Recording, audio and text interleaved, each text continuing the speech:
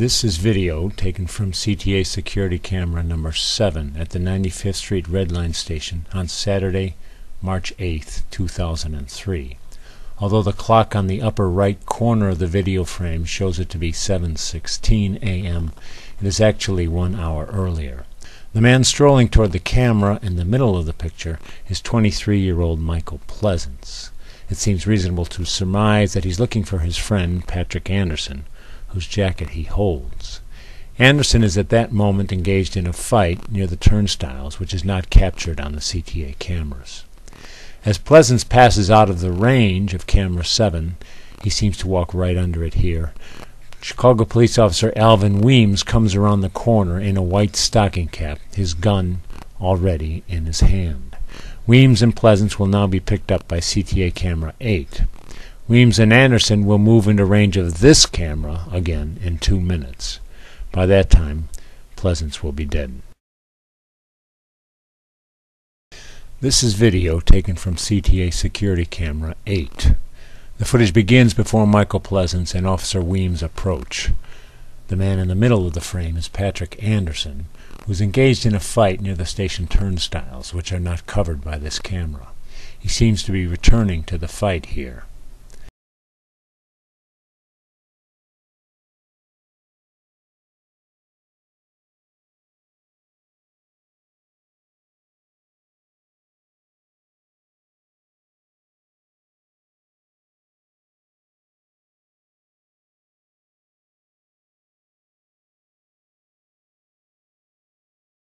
The man in the white jacket coming into view, his back to the camera, is 23-year-old Michael Pleasance, captured earlier walking down the corridor by camera 7.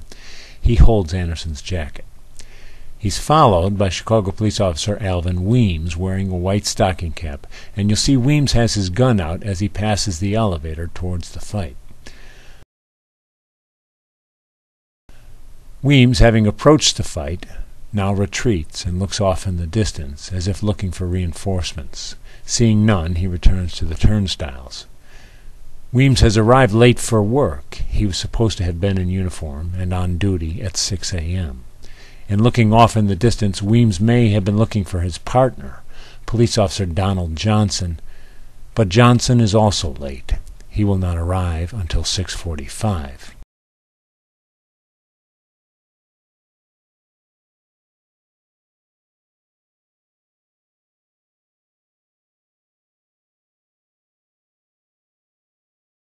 You'll see Michael Pleasance backing up here, still holding his friend's jacket.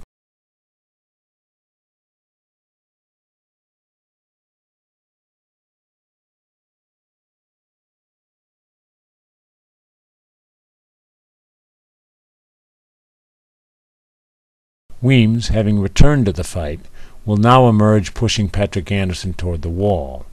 Michael Pleasance follows the two. Weems is in a bad spot here. When he came into the station and saw the fight, he dropped his equipment bag containing his badge, hat, handcuffs, pepper spray, and his duty weapon. He has no radio to call for backup because it's kept in the police room in the station. His partner is nowhere in sight. Furthermore, he does not know if Anderson is an instigator or a victim. Anderson, meanwhile, is not going quietly. Although he does not attack Weems, he disputes Weems's judgment. You'll see Anderson raise his arm and point toward the turnstiles, as if to a more guilty party, more than 20 times in the 2 CTA videos. Pleasance, less bellicose than Anderson, has not been involved in the fight, and he talks to Officer Weems here as well. In the next few seconds, Anderson raises his arm. Pleasance does the same, seemingly either to point toward the turnstiles or to shield himself from his friend's arm. Officer Weems will raise his gun and shoot Pleasance in the head.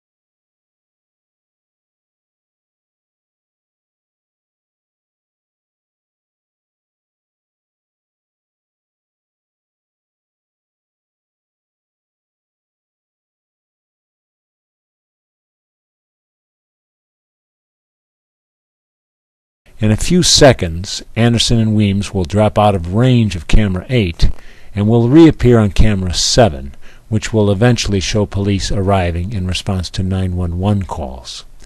None of the 911 calls identify Weems as a police officer. One bus driver who called in identified Weems as a stick-up man.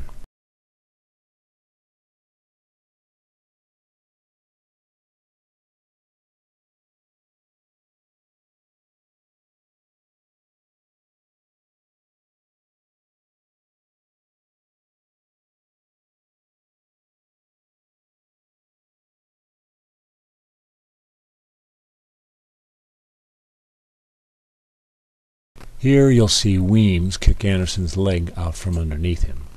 The two will briefly wrestle and then return to the positions they were in before. Police officers responding to 911 calls will eventually arrive on the scene.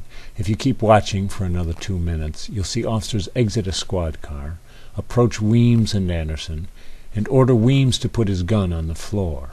Anderson lays on the ground and is handcuffed relatively quickly.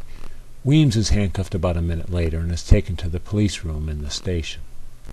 In police reports filed afterwards, Weems reported that Pleasance was one of the fighters at the turnstiles. Seemingly not knowing that this incident had been videotaped, Weems also said that just before the shooting he was surrounded by 4 or 5 men, including Pleasance, who threatened his life, and that it was only at that point that he drew his gun. Police detectives and commanders viewed this video after the shooting and claimed it supported Weems's statement. In her report on the incident, Assistant Deputy Superintendent Sandra Day said she had viewed this video and that it supported Weems's story that Pleasance had lunged and swung at Weems with a closed fist. Day's report makes no mention of the fact that Weems was late, and that had he and his partner been on time, properly clad and equipped, Pleasance would not have been shot. Area 2 detectives who investigated the shooting classified Michael Pleasance as a criminal assailant who attempted to disarm Weems. They concluded that the shooting was justifiable homicide. Police press spokesman Pat Camden described the incident to the press on the morning of the shooting. He said that Weems had been under siege from a group of men and was in fear of his life. "You've got 7 people attempting to take an individual in custody from a police officer," Camden said. "They were trying to defeat the arrest." The Office of Professional Standards sustained 10 charges against Weems, accusing him of lying, misusing his weapon, bringing discredit upon the department, and being late for work. They recommended that Weems be fired. Superintendent Phil Klein, who'd worked with Weems in the early 1990s, held a press conference in 2004, more than a year and a half after the shooting. He claimed Pleasance had attacked Weems, and that Weems, in trying to fend off Pleasance's hand, had raised the gun and accidentally fired.